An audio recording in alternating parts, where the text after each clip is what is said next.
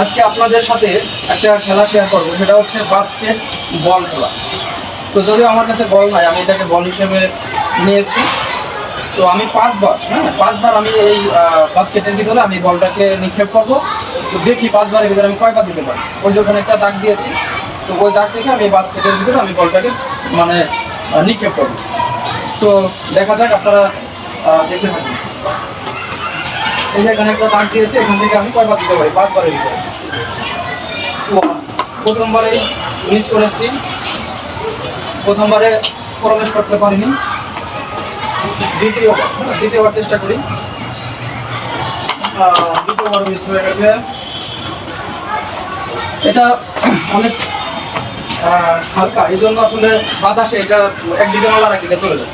তো এই জন্য আমি কিন্তু দিতে পারতেছি না। তো আরেকবার দেখি চেষ্টা করে, তৃতীয়বার। ও, এবার আমি সফল হয়েছি, আবার একবার গেছে। তো আমরা 3 বারের ভিতরে একবার দিতে পারছি। তো দেখা যাক, বাকি আর 2 বার আছে, 2 বারের ভিতরে একবার দিতে পারি।